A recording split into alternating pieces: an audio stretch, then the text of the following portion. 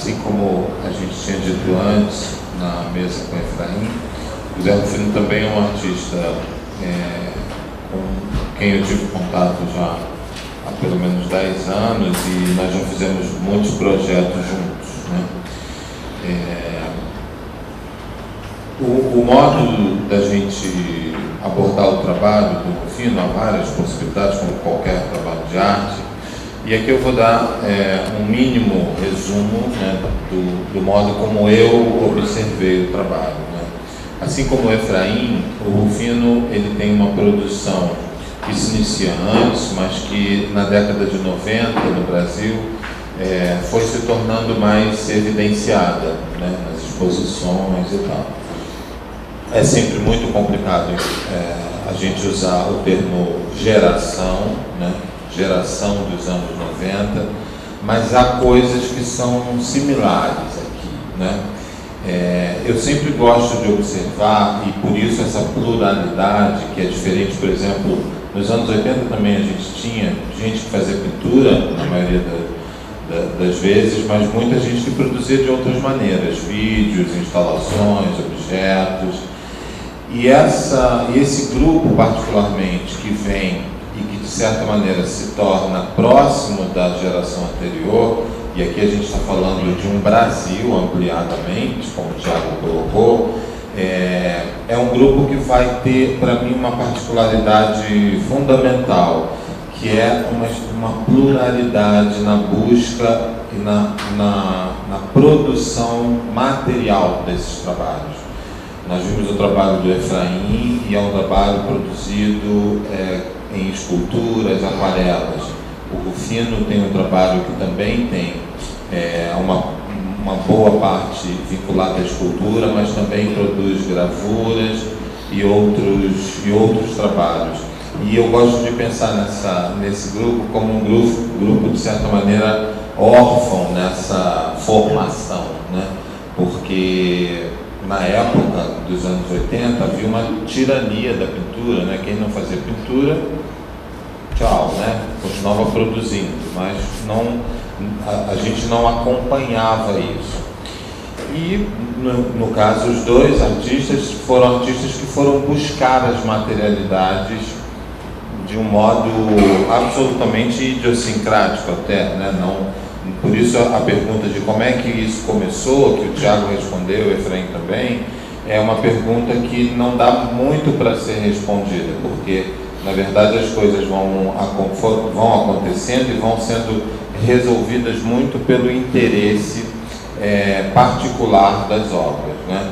O Rufino, como o Efraim, ele também vai conseguir criar a relação imantada desses objetos, ou seja, quando ele vai trabalhar com papéis que são vinculados inicialmente a uma memória familiar, né? E ele vai subverter essa memória familiar através de cartas herdadas da sua própria ancestralidade, mas que ele vai conseguir rasurar, desenhar, e nesse momento o signo subversivo, para mim, é um signo que atravessa também o trabalho do Rufino, como no caso do Thiago, né? E há uma subversão, que é uma subversão dada pelo próprio diálogo material, vocês vão ver em algumas imagens. Ao mesmo tempo, esse Brasil, novamente, a mesa está muito bem brasileira hoje, né? Está assumidamente brasileira.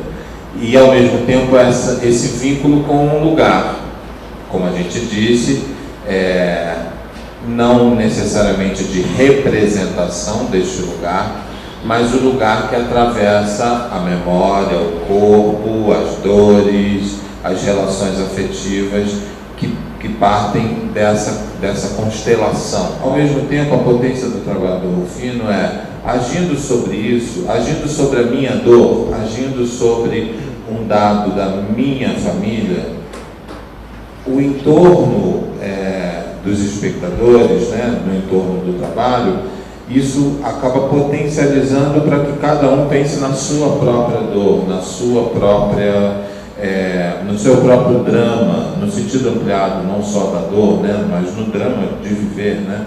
Muito recentemente a gente ocupou a Casa França Brasil, no Rio de Janeiro, com um trabalho chamado Ulisses, né? E aí foi curioso porque toda a conversa que a gente teve para esse trabalho, ela partiu de interesses que o Rufino tinha de pegar o que estava sendo escavado, né? O que estava sendo trazido à tona pelos processos de reforma da cidade. Todo mundo já sabe, o Brasil todo está passando por isso, né? Por conta da Copa do Mundo, das Olimpíadas, no caso do Rio, e aí a ideia era trabalhar com essa cidade escondida, essa cidade, e aí muita proximidade também com a mesa anterior, né? Esse lugar que fica no escuro da pintura, né? Esse lugar que fica no escuro da cidade, né? Esse lugar que fica soterrado ou enterrado. Então, todo o trabalho já havia começado com interesses do Rufino, com conversas nossas, e não havia um nome, né? E no meio do caminho ele vai me dizer, eu já sei o nome do trabalho, é Ulisses. Ao mesmo tempo vou aqui relatar um drama. Imagina um crítico, né, que precisa, no meio da história, vem o nome Ulisses, o livro, né, Ulisses, bem pequeno, e o crítico tendo que ler o Ulisses correndo porque a exposição vai inaugurar, né? E aí o projeto ganhou uma nova vida ali, né, quando veio o nome. Eu gosto muito de pensar nisso com o trabalho do Rufino, no mesmo projeto que eu fiz com o Efraim do Sertão Contemporâneo. Nós viajamos juntos e ele é paleontólogo e eu ficava disque paleontólogo, né, dizendo como é que é o nome daquela formação de pedra, por que aquela ali é mais escura que a outra. E o Rufino é particularmente interessado no nome das coisas, né, no modo como as coisas são nomeadas. E quando veio o Ulisses, eu sabia que aquilo era mais um interesse em nomear uma situação do que propriamente em legendar um trabalho, né? E a partir disso ele vai produzir aí sim, né, uma série de desenhos onde o imaginário do Ulisses vem com uma força e talvez aí numa metodologia mais específica. Bom, eu até falei um pouquinho com o Marcelo, eu ando um pouco perigoso ultimamente assim, nas falas públicas, porque elas estão com um certo tom de revelação diferente do que era anteriormente, e talvez seja uma espécie de crise, né, chegando aos 50 anos e já olhando para trás e vendo uma quantidade tão grande de coisas produzidas, né, está gerando uma certa confusão mental, né, o que abordar, para onde, né, já que além desse tempo já de trabalho, eu sou um grande acumulador de obras, né, quase tudo continua no ateliê, eu convivo com tudo isso, né, e essa paleontologia da própria sequência de obras tem gerado também uma espécie de conflito, de conviver com tudo isso e olhar para trás e fazer aquelas clássicas perguntas, valeu a pena, o caminho é esse, não é? São praticamente 200 exposições, já é bastante coisa, e então é um momento de reflexão de tudo isso que tem, já está colocado, ou aquilo que vem à tona depois, mas que já foi produzido, já foi feito. Isso coincide também com essa descomemoração dos 50 anos da ditadura, né? E para mim tem sido um momento difícil também, porque é um momento que eu tenho visto as pessoas falando cada vez mais abertamente sobre suas intimidades, seus problemas todos, tendo espaço em mesas, né, em coletivas, em audiências públicas, né? E eu faço parte de uma espécie de segmento, uma categoria que não tem voz e não vai ter. Então só me resta o trabalho de arte, né, atualmente com literatura também, né, para dar voz a tudo isso, né. É claro que o trabalho serviu, teve esse aspecto de catarse, que o próprio Tiago já falou, que o Efraim também tem, mas ao longo da evolução do próprio trabalho, isso foi se esgarçando e o trabalho tomou esse corpo mais coletivo, né. Então o corpo pessoal não faz mais nenhum sentido, né? Mesmo quando aparece ali no trabalho, ele é apenas um canal para que outras questões e as questões dos outros apareçam, aflorem. Então, essa impossibilidade de voz, né, daquilo que está guardado dentro, né, termina também resultando em outras categorias de obras. Né? Eu tenho um trabalho que não está aqui, que o próprio Marcelo não conhece ainda, talvez algumas pessoas tenham visto através do Facebook, um pequeno desenho que vai ser montado, está sendo montado esses dias e abre sábado na Bienal do Barro, em Caruaru, que é um trabalho desse grupo mais político da minha produção, e que foi bastante difícil assim, de fazer. Né? Como todos esses outros trabalhos, um pouco mais complexos, né? Tem essa espécie de mistério do momento da revelação. Então, a incubação da ideia do trabalho fica ali pairando, né? Mas é muito difícil bater o martelo e dizer vai ser isso. Né? E esse trabalho é um desses trabalhos aparentemente extremamente simples, mas muito doloroso para mim, porque ele é perigoso por todos os aspectos. Né? É uma forca de 8 metros ou 9 metros, com uma corda bastante grossa, e foi feito exatamente a partir de uma imagem que está circulando, e eu estou vendo cada vez mais, em tudo quanto é meio de comunicação, do Herzog, pendurado dentro de um quarto, enfim, de uma pequena cela. Né? Então eu peguei exatamente essa imagem perigosa, que já foi trabalhada por um artista, como Calibre de Cildo Meirelles, quem matou Herzog. E aí são essas contingências que vão me apontando para isso. Né? Eu estava em Caruaru, pesquisando alguma coisa para fazer numa Bienal que tem como mote o barro, por causa das tradições da artesania com esse material em Caruaru, mas ao mesmo tempo eu já sabia que eu ia escapulir disso para essas questões que estão latejando cada vez mais, e que nesse momento pode parecer até oportunismo, né? Você fazer uma obra exatamente sobre isso, na comemoração ao avesso, né, da ditadura, né? Mas foi exatamente isso que eu quis, correr esse risco completo. Mas não estou tranquilo. Né? Eu acho que até hoje foi a obra que me deixou mais intranquilo. Formalmente, porque além de todos esses contextos, de tudo que está no entorno, é uma forma, é uma forca, né, que incomoda a todo mundo, e eu vi a reação que as pessoas tiveram quando isso saiu de dentro do meu carro como uma cobra, e os montadores, enfim, os ajudantes, os pintores de parede, né, olharam e disseram, é uma forca, né? Então todo mundo já deu um passo para trás. Né? E eu não consigo tirar a imagem da forca no meu próprio pescoço. Né? É difícil esquecer disso. Você está fazendo ali, mas isso fica, eu acho que todo mundo que vê uma forca pensa isso, né? Essa possibilidade. Né? Então é um trabalho que, de alguma forma, está me deixando ter umas clarezas sobre isso, e inclusive falar em público, que talvez muita coisa que eu tenho feito me deixa com culpa e arrependimento. Não sei exatamente por quê, certo? Não sei se o lugar onde eu atuo como um artista, tentando fazer alguma coisa que se torna linguagem de arte, né, tem algum equívoco grande, mas o fato é que tenho sentido isso, e eu acho que nunca falava, e agora precisando também falar sobre isso. Né? O fato é que o conjunto todo de obras, assim como os trabalhos de Efraim, eu acho que os 3 aqui são meio irmãos nisso, né? São trabalhos que vão nesse sentido do drama, e como você próprio falou, tem uma espécie de dor o tempo inteiro, né? Uma carne que sofre sempre, né? E que parece até uma patologia. Né? Então, na apresentação você falou que eu fiz uma exposição no Museu Andy Warhol, né? E eu tive a chance lá de ter oferecido assim, de bandeja materiais da memória e da iconografia artística do próprio Andy Warhol para trabalhar. Isso seria uma delícia, né, para qualquer artista, mas eu fui exatamente pelo lado, o Warhol mais grotesco, né?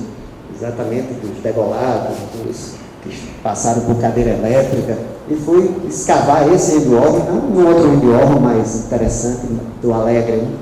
Né? E paralelamente fiz trabalhos com pacientes com Alzheimer, que foi uma coisa extremamente difícil.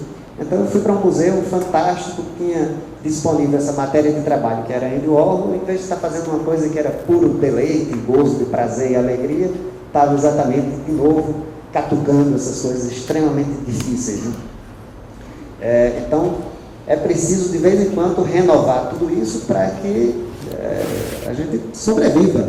Tem sido muito interessante ultimamente lidar com literatura, porque eu descobri que é muito melhor através da literatura, o autor completamente protegido, jogar para as feras as suas personagens. Então ali, na literatura, no pequeno conto, no romance, qualquer que seja o formato, eu posso ser o que quiser, muito mais protegido, como esse que pendura uma forca ali diretamente vinculada a uma fotografia, que já é uma imagem, certo? Eu não estou tão limpo da coisa quanto estou enquanto autor de literatura. Então, agora que eu descobri isso, não quero mais perder, porque quando eu fraquejar num campo, eu vou para outro.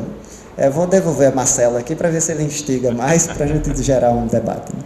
Ele quer que eu instigue um trabalho que eu nem conheço. Bom, a gente podia começar a ver, né, os trabalhos. Né? Esse é um trabalho de Vosso Aquário. Não tem aqui uma outra imagem, mas no lado oposto desse trabalho aparecia como que chama isso? Do lado que você usava e que ficava em cima, um pier, um pau de pier, uma madeira de... Como uma madeira, um ancoradouro, né? E onde tinha a imagem dele. E aí eu lembrei, quis passar logo, porque nessa imagem ele aparecia segurando, você aparecia segurando cordas soltas. Então, eu me lembro de entrar nessa exposição, eu a vi em dois momentos, um na Paraíba, que foi a primeira montagem, e a outra no CCBB do Rio. E a primeira sensação que eu tive, tem todo esse imaginário, né? Um homem na beira do cais, segurando cordas, então, possivelmente uma ideia de suicídio, mas eu dizia, não acho isso, porque na verdade se ele está acima de mim, quem está afogado sou eu, né? Eu entrei aqui e ele está lá em cima, então eu entrei e eu estou mergulhado. Então, era muito bonito isso e esse uso do nome, né? Como se fosse uma separação de águas, né? E os próprios barcos sendo separados nesse sentido, né? E aí, a partir desse trabalho, a gente podia comentar um pouco sobre a busca dos materiais, que é uma constante na produção do Rufino. No trabalho logo em seguida também tem a mesma conquista, né? E busca pelo material, e aquilo que eu falei no Efraim, do material imantado, né? Nesse trabalho, por exemplo, a mirra, né? É o tingidor dessas pedras, como se a gente estivesse ali molhado, né? E mirra é, na verdade, um componente religioso, os defumadores, por exemplo, das igrejas, né? E aí eu queria perguntar ao Rufino, e na verdade muito mais estimular, né, um comentário sobre a busca dos materiais em cada trabalho, né? Como é que é esse processo? Essa coisa do material que está imantado, né, que, digamos, está em tudo que eu faço, né, ele está contaminado, ele já tem uma espécie de alma, né, que vem com ele, né, desde uma carta, um envelope, um documento institucional, um papel relacionado a desaparecido político, ou um barco desse, ou essas garrafas, enfim, tudo isso já existe previamente, né? Na realidade, o método, né, que eu gosto de usar essa palavra, porque tenho essa outra formação, sou um artista que virou artista sem caminhar para isso, né, faz parte talvez de uma espécie de mecanismo que possibilita passar por uma maturação de todo o pensamento caótico, né? A partir dali alguma coisa tem que florescer, como um insight, não gosto muito dessa palavra, mas como uma iluminação, e a partir daí ser testado se funciona ou não. E aí nesse teste é que vem exatamente essa matéria que vai receber o trabalho, né? Então, ir buscar uma carta, ou um envelope, ou um barco desse, porque o ambiente onde a exposição aconteceu primeiro estava relacionado a um antigo portozinho de pescadores, né? Isso vem depois, digamos, dessa saída, dessa incubação toda para o teste, se aquilo vai funcionar mesmo, né? Isso é o que talvez transforme alguma coisa que poderia ser uma outra ação de não arte, né? Exatamente em desejo de ser arte, né? Que aí entra o gozo, o prazer da estética que está em tudo, né? certo? Está na pintura do Tiago também, está em todas as obras de Efraim, que é a ligação, o vínculo com a história da arte, é saber que ela existe, que a gente está ali contribuindo de alguma maneira, ou distorcendo para onde queira levá-lo. Mas eu acho que o material vem exatamente, não exatamente uma pesquisa em busca de algo que possa se transformar em escultura, em desenho, mas em algo que possa funcionar para dar vazão àquilo que está perambulando, né, por compartimentos que não existiriam se a gente não bota para fora. Você podia comentar os dois trabalhos, né? O Divórcio Aquário. Divórcio Aquário, por exemplo, essa terminologia toda que eu uso, que vem desse meu universo anterior, né, da paleontologia, é uma espécie de taxonomia, uma classificação. Isso, já nos anos 80, eu previ, digamos assim, um certo curso de trabalhos, né, que envolvesse uma taxonomia, a principal delas ligada ao corpo, né? Então uma sequência de verbos, né? Chorar, dilacerar, forjar o corpo, suar, todos em latim, né? Lacrimácio, plasmácio, sudorácio e vários outros, né? Como se o corpo, representado naquelas obras, em vários momentos, fosse esse receptáculo de tudo, né? A partir disso, eu iria, digamos, contar todas essas histórias que viriam em seguida com o trabalho. Isso não parou, então o corpo principal dos trabalhos vai formando essa fila de pessoas, né? Sejam obras que nem parecem figuras humanas, como Náusea, que é um conjunto de arquivos de metal, que foi um projeto também feito com o Marcelo. Sudorácio, que são as malas que suam, as bolhas, né? E muitas vezes a forma está atrelada, a forma desse corpo está atrelada a algo que vem, por exemplo, da religiosidade, certo? De algo desse mistério, né? E aí eu posso me ligar diretamente aos trabalhos de Efraim e de Tiago. Então, por exemplo, o Sudorácio, que tem essas bolhas que saem das malas e caixas de madeira, surgiu a partir de uma coisa que eu vi, de um espírita, falando de exudações, certo? E aí fiquei com esse mote na cabeça, né? Então, muitas dessas obras têm isso, é uma palavra só, um termo que vai sendo debulhado, né? Vai sendo investigado. E se o trabalho é mais complexo, como foi o Plasmácio, com os papéis de desaparecidos políticos, que eu acho que está aqui, eu termino fazendo um estudo que parece até acadêmico, né? Então vou atrás dos autores que tratam dos assuntos, e aquilo vai tomando corpo, vai se adensando, né? E é com toda essa matéria que a forma final aparece. Agora, é claro, entre esse trabalho, que é um Divórcio Aquário, que apesar de eu estar ali presente, minha representação, ele está um pouco fora de mim, né? E ele é menos perigoso do que esse próximo, você pode mostrar, mas que é o Lexicon Silente, que são essas pedras, que cai nessa categoria desse trabalho atual, que se chama Sublimácio, que é a forca, que é um trabalho que, além das minhas questões pessoais, da minha visão do lugar, desse mecanismo todo de buscar a forma de tratar alguma coisa, diz respeito à vida dos outros, certo? Especialmente quando a gente está diante de um drama em aberto, como é o caso das questões da ditadura. Então eu tinha feito, no começo dos anos 2000, o Plasmácio, que foi esse trabalho que eu viajei pelo Brasil procurando papéis relacionados a desaparecimentos de desaparecidos políticos, talvez a gente fale um pouquinho mais para frente, mas eu deixei algumas coisas em aberto, porque eu não tinha condições, na época eu até me achava completamente incapaz de fazer esse tipo de trabalho, né? Fiz com muito temor, era bastante covarde ainda no tempo, mas fui fazer exatamente algo que parecia que estava fora do meu alcance, né? E agora eu estou recorrendo a situações bem mais específicas. Então esse Lexicon Silente, um dicionário de silêncios, eu tenho ido a Paraíba, depois vou fazer isso em Pernambuco, nas regiões de conflitos das ligas camponesas. Isso está completamente vinculado ao que meus pais estão vivendo de novo agora, 50 anos depois, né, com essas comissões da verdade, e vendo aqueles depoimentos ali apenas das pessoas que ficaram famosas, que têm voz ativa, ou determinados escolhidos, alguns líderes camponeses, por exemplo, que deixaram um viúvo, um parente, que tem articulação oral e que pode falar. Mas o resto fica todo calado e completamente desconhecido. Esses relatórios das comissões da verdade vão ser exatamente isso, né?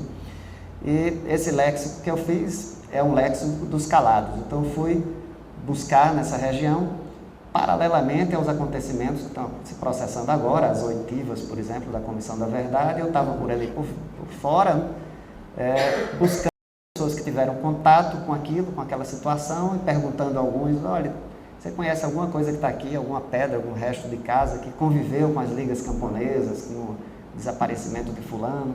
Algumas pessoas nem respondiam, outras me indicavam alguma coisa. Então é nesse suspense que o trabalho vai surgindo, né?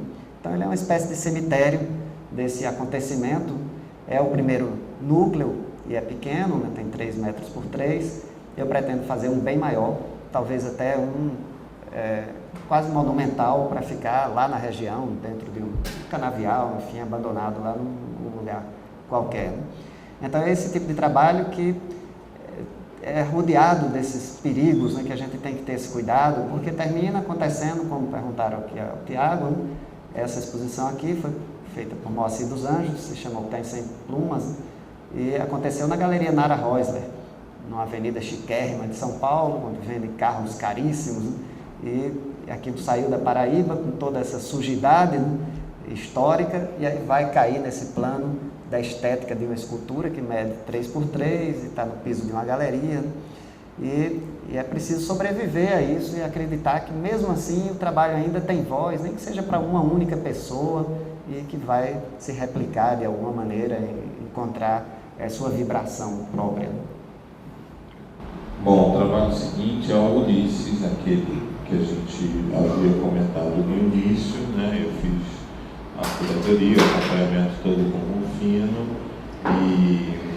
e é um trabalho, como a gente comentou, que tem essa peculiaridade, né? Essas madeiras são retiradas das escavações produzidas no Rio de Janeiro, e eu queria, a partir desse trabalho, porque isso fica muito evidenciado, e o que o Rufino falou agora, essas outras vozes, né, que vão sendo abertas, a paleontologia, a própria ideia arqueológica, que o Rufino comentasse um pouco sobre a produção do trabalho que envolve outros saberes, assim, como é que, nesse caso, acho que é um caso bastante, onde isso foi bastante evidenciado, né? Aqui, só isso tem tudo a ver, né? Cria relações, porque antes do Ulisses, o Rufino fez esse trabalho em areia, e aí ele vai poder explicar melhor do que trata o trabalho, mas é interessante que vocês vejam esses dois corpos, né? Um corpo feito de pedras e esse corpo que eu diria feito de cidade, né? Ou seja, o corpo da própria cidade do Rio escavada. Então, minha pergunta é sobre o modo, e aí você usou a palavra metodologia, o modo de agir no entorno disso. Bom, Marcelo perguntou sobre essa, digamos, conjunção de outros saberes, né, na construção das obras, né? Isso acontece no meu trabalho continuamente, né? Então ele é alimentado pela filosofia. Minha mãe é formada em filosofia, isso deixou claro para mim um legado pobre, porque eu não tenho capacidade de desdobrar muito isso. A própria paleontologia, eu sou geólogo de formação, né? Paleontólogo como especialidade, né? A literatura também, que também é uma coisa que vem do contexto familiar. Então tudo isso vai criando uma espécie de pluralidade de enredos e possibilidades, né? E cada obra dessa termina sendo alimentada em cadeia, porque uma é a continuação da outra também, por esse emaranhado de informações e de pensamentos, né? Bom, o fato é que algumas dessas obras, apesar de terem sido feitas recentemente, elas retomam algumas coisas que começaram nos anos 80, que era esse intervalo, digamos, da catarse original, né, que eu precisava desencadear alguma coisa para a minha existência para sobreviver à minha própria história, ao meu contexto histórico, social, cultural, e essa série de intervenções nas correspondências de família foi o primeiro ato, né, para isso, né? Então, antes disso, eu comecei fazendo umas poesias, depois aquilo virou meio poesia visual e arte postal. Apesar da gente ter começado de outro jeito, né? Nos anos 80 eu morava no Recife, e, digamos, minhas fontes primárias, né, assim, na arte eram apenas saber que existia Antônio Dias, e que era paraibano, e conhecer alguns trabalhos dele, e ter convivido em algumas exposições no Núcleo de Arte Contemporânea da Universidade Federal da Paraíba, por exemplo, até Tunga passou por lá nessa época, né? Então aquelas referências ficaram, apesar de ser filho de artista, minha mãe também é artista plástica, não tinha exatamente um trabalho sintonizado com a produção mais contemporânea. E quando eu fui morar no Recife para fazer esse curso de Geologia, eu fiquei conhecendo os trabalhos de Paulo Bruschi, Daniel Santiago, Montes Magno principalmente, né? E uma figura que me influenciou muito foi Jomar Muniz de Brito, que me jogava assim todo tipo de informação, sabe, de uma forma meio anarquista e querendo ver o circo pegar fogo, né? E foi muito importante para mim. Então, com ele eu participei de alguns eventos culturais, né? Ele fazia uma coisa chamada Tempos e Espaços dos Abismos, e me lembro de ter ajudado a montar, e fiz até trabalhos que eu não tenho documentados, né? Meados dos anos 80, no que seria depois o Mamã. Então, as referências não estavam ligadas à produção pernambucana dos anos 80, de jeito nenhum. Eu nem me dizia que eu era artista, nem achava que era, de forma nenhuma. Não tinha aparência nem discurso de artista, né? Até hoje sofro disso, acho que não tenho. Enfim, algumas dessas obras dos anos 80, mais recentemente, agora tem de novo tomado corpo, né? Como se tivesse ficado alguns resquícios de coisas a serem tratadas. Esse corpo feito de pedras é um deles. Né? Isso foi feito no casarão que pertenceu à família do meu pai, na cidade de Areia, no interior da Paraíba.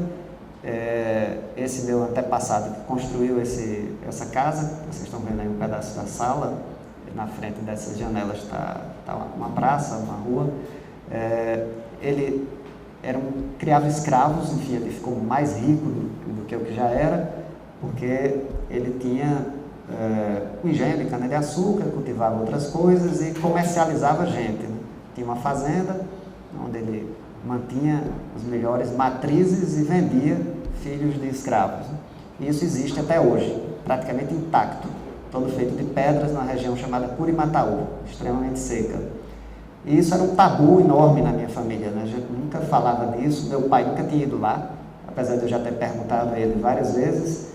E agora, poucos anos atrás, eu fui com ele fazer a primeira visita e depois voltei sozinho, recolhi essas pedras no meu carro, arrumei essa mesa que já tinha essas pernas cortadas perto do casarão e montei essa figura quase como se fosse uma performance na frente de algumas pessoas.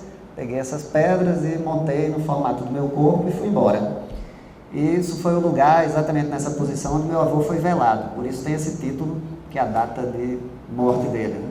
Que era esse coronel José Rufino, que foi o dono também desse casarão e de engenhos, enfim, uma figura quase mitológica na região. E praticamente aconteceu uma nova versão desse velório. As pessoas circularam em torno desse corpo, né? Como se sentissem de alguma forma de novo essa presença. Então a forma disso aí eu repliquei no Ulisses.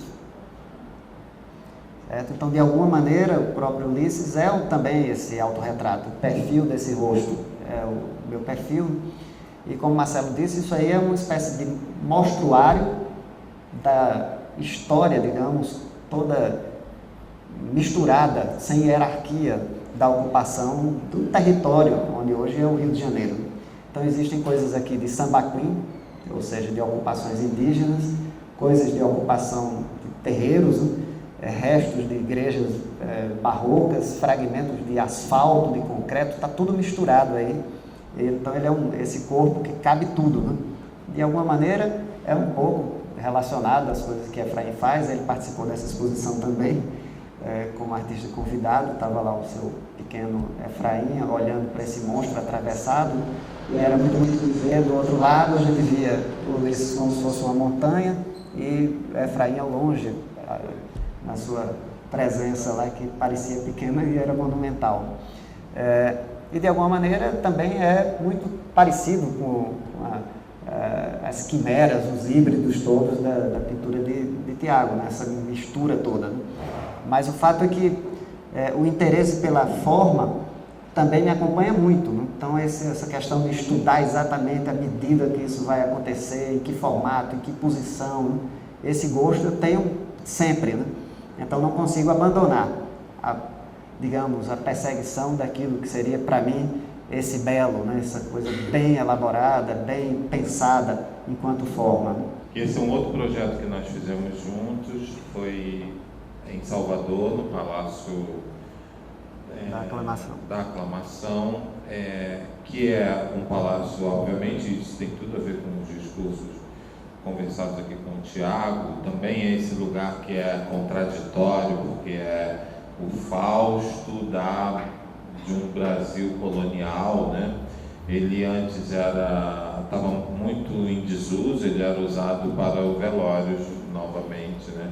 Antônio Carlos Magalhães e outros políticos do lugar usavam isso porque era um salão de bailes, um salão, parte de um palacete, né? E eu queria comentar e fazer a pergunta, que foi uma pergunta que foi feita na nossa palestra no Rio, do Ulisses, né? Já que os lugares são imantados também, né? Já que esse objeto é um objeto quase que dependente do lugar, como é que isso é individualizado depois, né? E aí logo a gente pode passar para os objetos mais independentes, né? Como é que você pensa a individualização? Porque todo mundo que viu Ulisses lá, e a gente fez uma palestra, eu, Rufino e Paulo Reckenhoff, a pergunta era quase recorrente, né? E vai matar o Ulisses? Não vai para outro lugar? Como é que se tira esse espiritual do trabalho, né? Que num certo sentido, site específico, mas eu dizia, é um espírito específico, não propriamente um lugar, né? Como é que isso é retirado? Como é que você pensa isso? E aí logo depois a gente mostra um trabalho que é mais independente e a gente pode comentar também. Como esses trabalhos como esse daí, escancaradamente está ligado a esse espaço, né?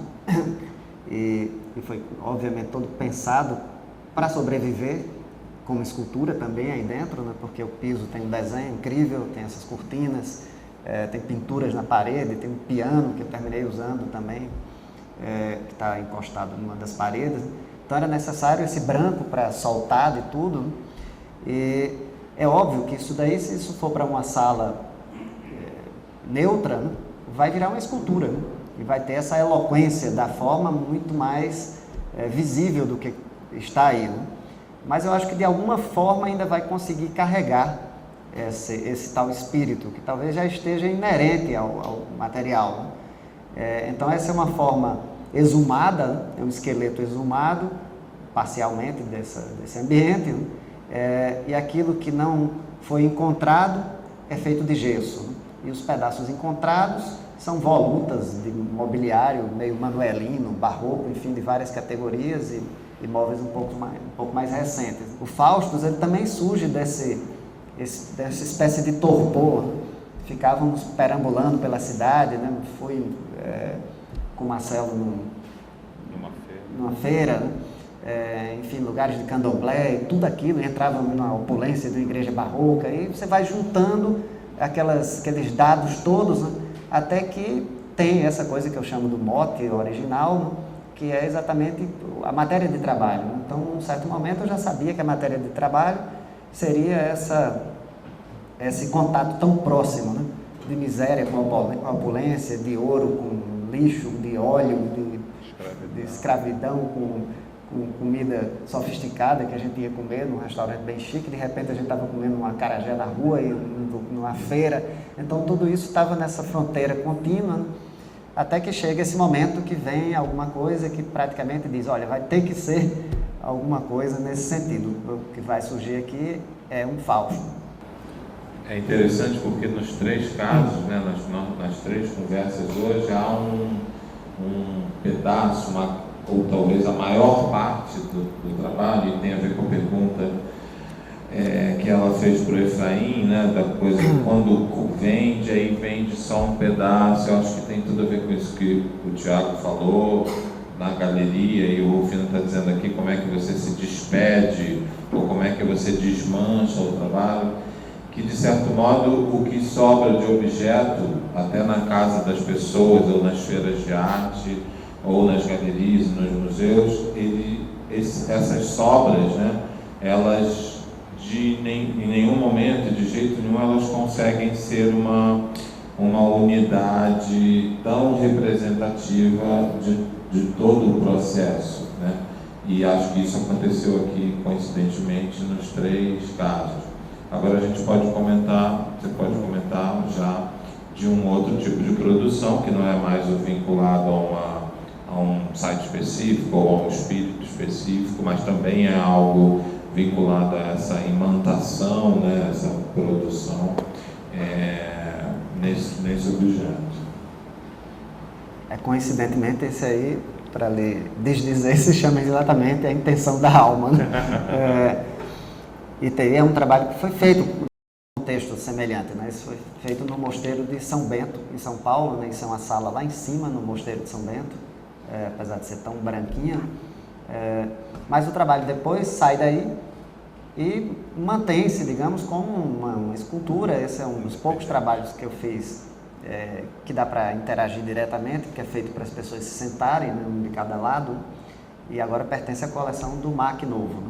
E, então ali ele vai, digamos, naturalmente, né, ser lido como uma escultura, certo? Muito provavelmente ali numa sala limpa, num contexto de história recente da produção tridimensional do Brasil e tal, e vai deixar de ser exatamente uma coisa diretamente ligada às questões daquele ambiente religioso onde o trabalho foi produzido, né, maturado.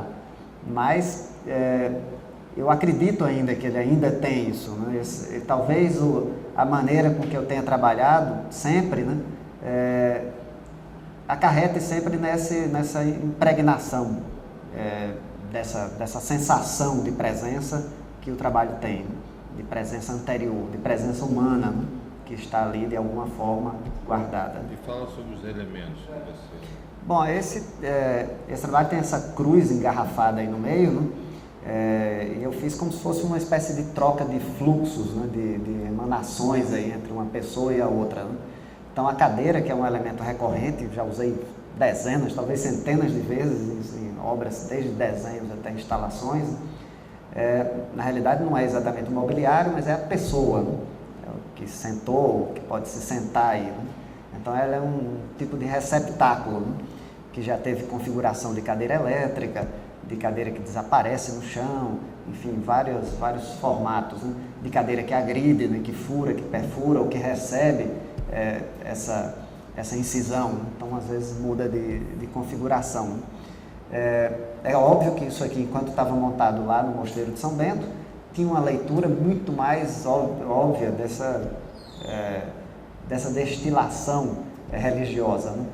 Eu não tenho religiosidade, assim como meus pais, mas estudei no colégio de padres, né?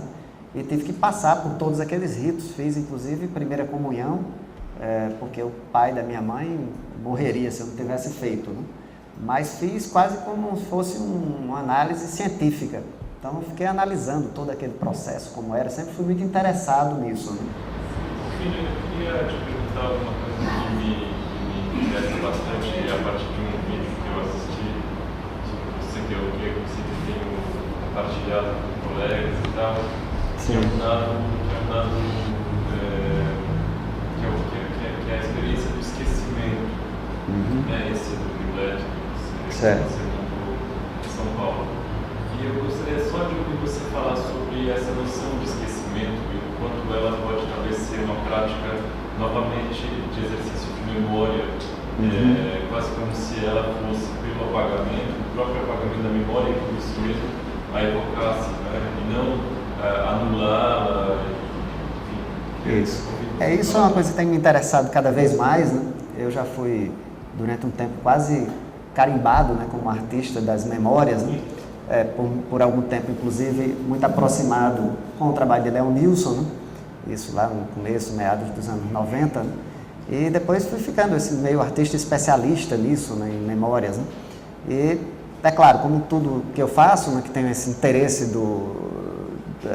da leitura, né, fui recorrer aos autores portugueses que mais estudam isso, né, o significado de memória, de recordação, de melancolia, de todas essas sensações ligadas aos arquivos do passado que a gente tem.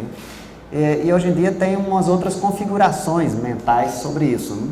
Inclusive quase uma certeza, né, de que essa memória toda não existe arquivada. Né? Isso não é uma coisa que só eu digo, né, os próprios neurocientistas. Né? Ela precisa ser inventada na hora que vai ser usada, né? Vai ser ativada. Então não temos todas as imagens que já vimos na vida, todas as palavras que ouvimos guardadas aqui no HD, certo? Elas surgem do futuro, né? Então é na hora que eu vou usar e responder que o cérebro cria um mecanismo de ativar tudo isso, né?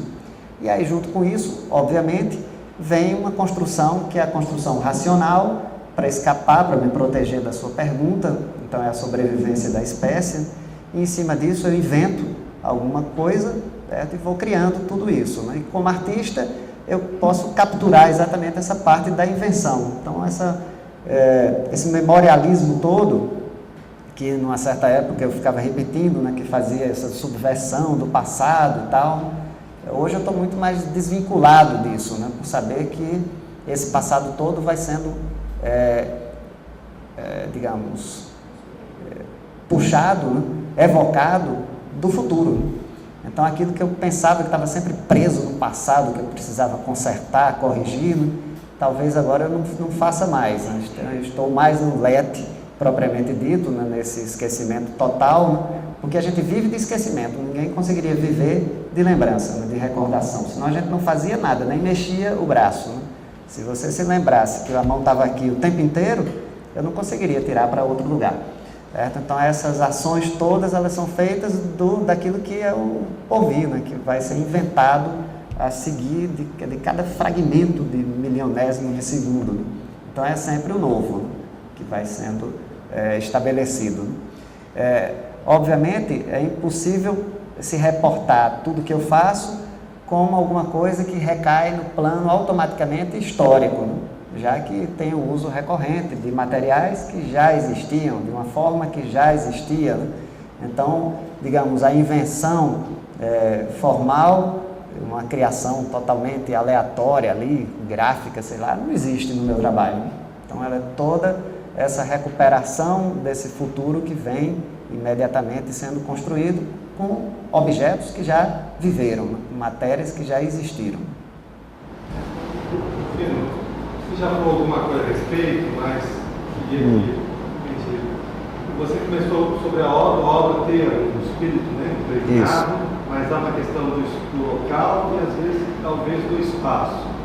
Nessas obras que porventura foram para uma discussão ou para alguma coleção, você chega a fazer alguma forma de instrução sobre a sua apresentação, né? Ou não tive exatamente essa necessidade ainda. Né? Eu tenho pouquíssimas obras em coleções, tanto privadas quanto públicas. Né? Então acho que isso não surgiu exatamente ainda. Né? Mas é claro, esse incômodo muitas vezes do comprador, se alguém que está, digamos, aparentemente do outro lado daquilo que você se propõe, acredita, né? Acontece com o Efraim, comigo, com o Tiago, com qualquer um. E a gente tem que criar um mecanismo para escapar disso, né? Porque isso é um ciclo violento, né? E que quem me garante que esse léxico silente não vai ser comprado exatamente por uma pessoa ligada às oligarquias lá da Paraíba, que tiveram exatamente massacrando camponeses. Né? Não posso proteger o trabalho. E é até bom que ele vá cumprir esse papel exatamente no outro, né? Não naquele que eu tenho uma expectativa, né, de vínculo afetivo, enfim, estético, direto. Né? Mas é claro, trabalhos mais complexos que precisam montagem e tudo, aí sim você faz um roteiro, alguma coisa para que o trabalho possa ser formalmente montado. Mas ele vai ser reinventado a cada local que ele aconteça, desde um quarto de alguém, um lugar extremamente privado, que quase ninguém vai ver, ou um próprio museu. Né? Isso de falar, por exemplo, muito essa palavra espírito, né? sendo eu uma pessoa do não espírito, pode parecer absurdo, né? Mas é exatamente aí que reside nessa dicotomia, né? Nessa falta de domínio de um campo e de outro, né? Por exemplo, já fiz esses trabalhos diretamente ligados a torturados e desaparecidos políticos, e eu tive muito cuidado depois, claro que fiz um mergulho no assunto, né, de não chegar me apresentando como o bem contra o mal, né? O trabalho é uma denúncia contra os torturadores e tudo, porque ao longo do processo eu vi tanta coisa turva de um lado e do outro, né, porque a natureza humana em si é a mesma, né, certo? As contingências políticos, sociais, etc., que colocam gente de um jeito e gente do outro, né? Ou num lugar, por enquanto, no outro lugar, em outro momento, né? Agora, é claro, tudo isso, o outro afeta a gente, né? Então, alguém me afetou durante a minha infância, né? Esse alguém, para mim, está do outro lado. Então, essa é a ligação, é a relação que a gente tem com esse campo, inclusive para onde vai o trabalho, né?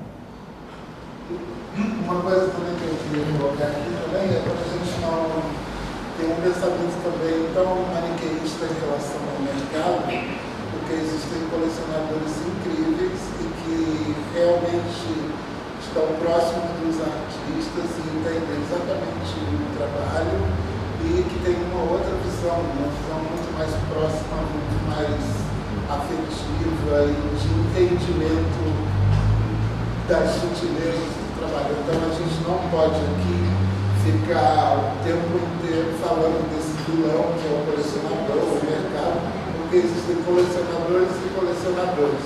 Tem um caso que eu gosto sempre de contar sobre essa história de coleção, é que tem um casal de Santiago de Compostela. Eu fiz uma exposição muito grande lá no Museu de Santiago, no Centro Galego. Tem uma situação super especial, que é o museu do Álvaro Siza, que é arquiteto português maravilhoso, e fica dentro da parte medieval da cidade de Santiago. Então você tem toda a arquitetura medieval e um prédio do Álvaro Siza no meio, que é incrível esse contraste. O museu tem uma situação muito especial. E lá tem um casal que eu conheço eles há muitos anos, eles colecionam o meu trabalho, da Sandra, do Albano, da Valesca Soares e tal. E eles têm uma história incrível, que é um casal, ele é dentista e ela também é médica, e eles não tinham muito dinheiro, e eles tinham um amor por arte, e quando eles casaram, eles resolveram se dar de presente um trabalho do Julião Sarmento. E eles vão até o banco e eles fazem um empréstimo no banco para comprar o primeiro trabalho do Julião Sarmento. Então, esse exemplo também é para a gente pensar que não existe só o vilão ou só o colecionador malvado que quer transformar os nossos trabalhos em dinheiro. Também existe esse lugar e existem essas pessoas. Isso. Eu estava lembrando aqui no caso do Sérgio, né? Que aí é outra história. O Rufino vai à casa. Que é um colecionador de Brasília que estava com uma parte da coleção dele no Paço das Artes aqui, que é esse colecionador que a gente conhece e que vai se tornando um parceiro de tudo, né? E a quem eu recorro de vez em quando preciso, enfim, né? Então, além de tudo, além de comprar obras de arte, ele é um amigo e ao longo do tempo deixou de gostar de um tipo de arte que gostava antes de gostar de arte contemporânea, e hoje é um grande especialista, né? E tem, digamos, um excelente olho, né? E, além de tudo, eu acho que o maior prazer que a gente sente é quando a gente percebe que aquele que a gente acha que é o outro, que está fora da capacidade de compreender o trabalho, de assimilar aquilo afetivamente, passa a ser cúmplice, né? Por exemplo, essa forca que eu estou fazendo lá para essa Bienal do Barro em Caruaru, que eu botei a fotografia do caderninho de apontamentos no Facebook. Um ex-lutador de MMA, que agora eu entendo tudo disso, que virou meu amigo porque estava tomando café do lado da mesa e um dia olhou para mim e disse: "Tu é artista plástico, né? Tu é artista". Aí pronto, começou uma conversa e... Você respondeu com medo de apanhar? No começo assim, né, assustado, mas enfim, ao longo de várias sessões de café, ele hoje é fã de Marina Abramovic, que conversa sobre tudo isso. Tinha que ser, né? viu essa imagem do desenho da forca e disse, não entendo nada, mas sou seu fã. Na realidade não é meu fã, é fã do que a arte é capaz de fazer. Né? É isso. Obrigado. Obrigado.